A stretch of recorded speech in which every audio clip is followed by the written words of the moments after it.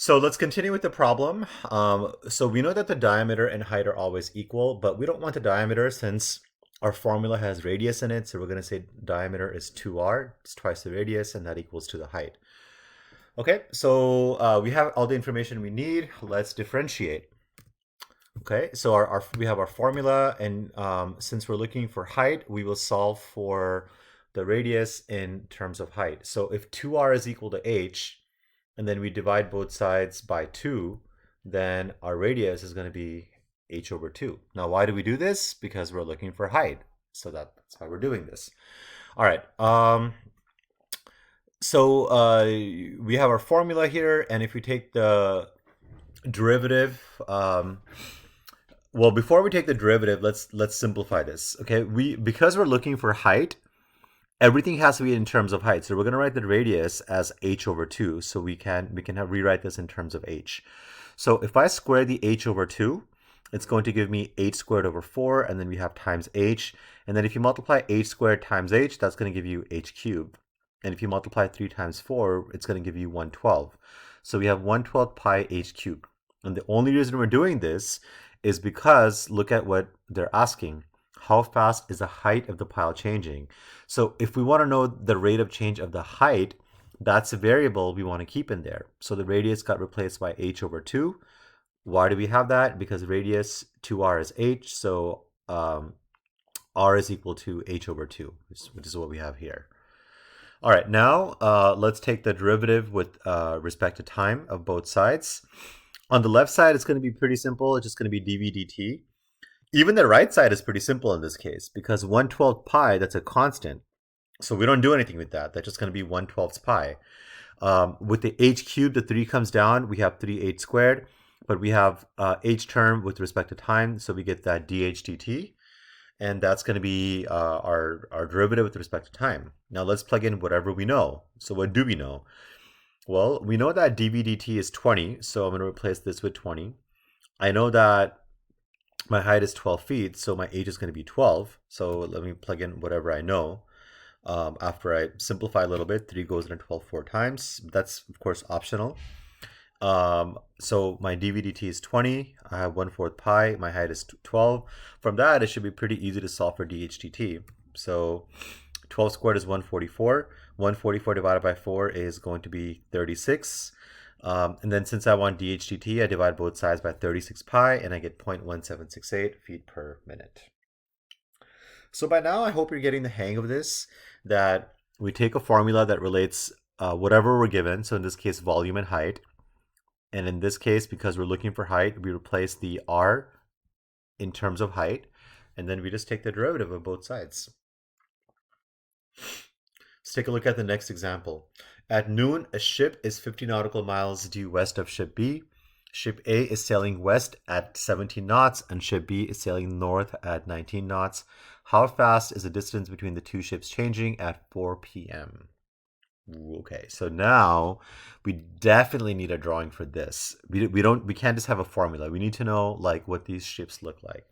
So let's start one by one. At noon, ship A is 450 nautical miles due west of ship B. Okay, so if this is ship B, ship A is west of ship B. So ship A is going to be here, and that distance is 50 miles. Ship A is sailing west at 17 knots. So that's the rate of change. That's how fast the ship is going. And it's the rate of change is because it's 17 knots per hour, right? So dx dt, the rate of change with respect to time of x, which is a horizontal axis, is going to be 17. And then ship B is sailing north at 19 knots. So dy dt is going to be 19 knots because ship B is sailing north, and the rate is 19 knots. How fast is the distance between the ships changing at 4 p.m.? All right. So when you have a right triangle, and you're given two sides of a right triangle and a hypotenuse, we know that the Pythagorean theorem is going to relate these sides. Okay, so let's figure out the distance in each case. So we know that they start at 12 p.m. at noon, and we're looking at these ships at 4 p.m. So the time passed is going to be 4 hours. 4 hours. Okay, so ship A is going at 17 knots. So if it's going at 17 knots per hour and we travel for 4 hours, 17 times 4 is going to be 68. Ship B is traveling at 19 knots. Again, times 4 is going to be 76. So the distance traveled by ship A is going to be 68 miles. The distance traveled by ship B is going to be 76 miles.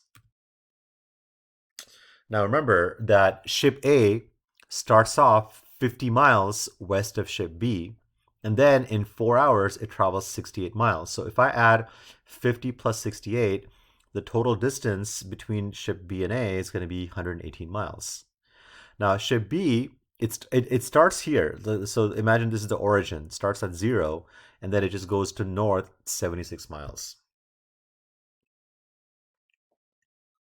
Okay? So from here, we're going to use the Pythagorean theorem. X squared plus y squared equal to z squared. X is horizontal, y is vertical, z is the diagonal. And notice that we have the x, we have the y, but we don't know what the diagonal is. We don't know what the z is. So we'll have to calculate that at some point using the Pythagorean theorem. If I take the derivative with respect to time of both sides, so once you have a formula, we take the derivative, and that's going to give us, so the 2 is going to come down, we get 2x, but we have x with respect to time, so we get dx dt. Same thing here, we get 2y dy dt. Same thing here, 2z dz dt. Now, what are we looking for? We're looking for the distance between the ships, which is given by z. We want to know how fast it's changing. So we're looking for dz dt. This is what we're looking for. All right, so let's plug in what we know. We know that the horizontal distance is 118. We know the vertical distance is 76.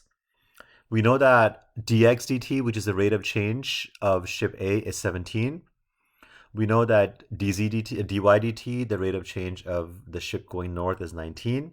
And we're looking for dz dt. This is the question mark. So I know my x is 118. That's a horizontal distance. My speed is 17 of the horizontal ship. My y is 76, and dy dt, the ship going north, is traveling at a rate of 19 knots. But I don't know what my z is, and I can't have two different variables. So to find z, I'm going to use the Pythagorean theorem, which is going to be a squared plus b squared equals to c squared, or in this case, x squared plus y squared equal to z squared. So if I just simplify this, I get z is equal to 140.3566885. And again, keep at least 6 or 7 decimals in any kind of a middle step.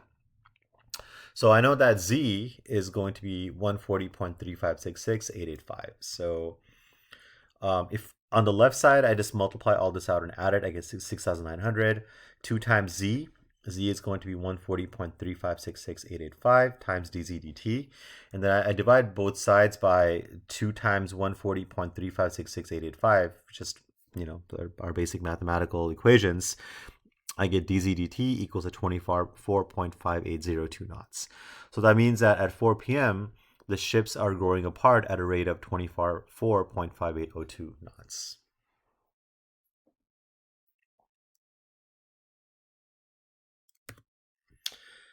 All right, I think this is the last example. No, it is not. Okay, we got 2 more. So the next one, it says an inverted pyramid is being filled with water at a rate of 75 cubic centimeters per second. So whenever you're filling something, that's going to be the volume. So the volume is changing at a rate of 75 cubic centimeters per second. So that's going to be our dv dt. 75 cubic centimeters per second. The pyramid at top has a shape of a square with the sides of length 6 and the height is 10. Okay, so the top is a square, so the sides of a square are going to be 6 and the height is going to be 10. Find the rate at which the water level is changing when the water level is 8 centimeters. So what are we looking for? What are we actually looking for? We're looking for the rate at which the water level is rising. Now the water level is given by the height. Okay, now we have to use a little trick here. And Again, when you see this problem on the homework, refer to this example because you'll be using the same exact trick. The ratio of the base and height remains the same at a constant rate of 6 over 10. Now remember, the height is equal to 10, and the square has a length of 6, and these are centimeters. The ratio of this square to the height, the base to the height, is going to be constant at 6 over 10. So we're going to say 6 over 10 equals to our base to height ratio. Now, why do we need this? Because remember, we're finding the rate at which the water level is rising. So we can't have two different variables. You want to have everything in terms of height, since that's what we're concerned with. So what I'm going to do is, since we're looking for dH/dt, I'm going to write b in terms of h, just like that previous example with the radius. So if I multiply both sides by height to solve for b, write b in terms of height, b is going to be 6 over 10h, which is going to be 3 over 5h. Okay, our base is going to be 3/5 times the height. Okay, so let's plug it in. Our b is 3/5 h, so instead of b squared, what I'm going to do is I'm going to have my 1/3, and b is 3 over 5 h squared, so that's going to be 9 over 25 h squared times height. And if I multiply h squared times h, that's going to give me h cubed. And I can simplify this. 3 goes into 9 3 times, so this gives me 3 over 25 h cubed. So that's my volume in terms of height. Why do I want it in terms of height? Because we're looking for dH/dt, the rate of change of the water rising, which is the height. If I take the derivative with respect to time of both sides, I'm going to get dV/dt equals to 3 over 25. Now here we get 3h squared times dH/dt.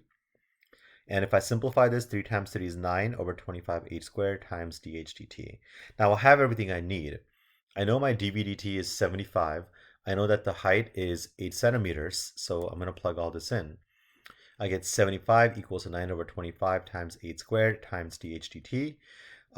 8 squared is 64 times 9 is 576 over 25. And then you can either multiply by the reciprocal of this or divide both sides by 576 over 25. Again, just your basic math. And we're going to solve for dH/dt, which is 3.2552.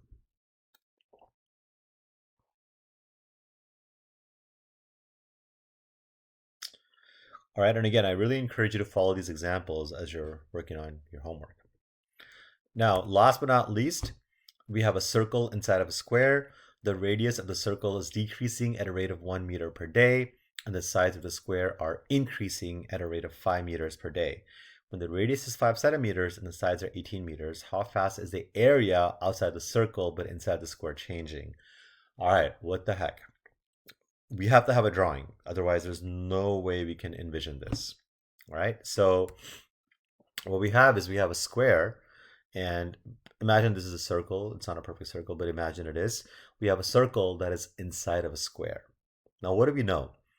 We know that the radius of the circle is decreasing at a rate of 1 meter per day. So our dV/dt is -1. It's decreasing, so it'll be negative. And the sides of a square are increasing at a rate of 5 meters per day. So my ds/dt, the rate of change of the square with respect to time, is 5 meters per day. It says the radius is 5 meters and the sides are 18 meters. So the square has a side of 18 and 18, and the radius is going to be 5. How fast is the area outside the circle but inside the square changing? So what we're looking for is this area outside the circle but inside the square. Now that area is given by the area of the square minus the area of the circle. Area of the square is given by s squared. Just the formula for the area of a square, it's just going to be side times side. And then the area of a circle is going to be pi r squared, since that's the formula for the area of a circle.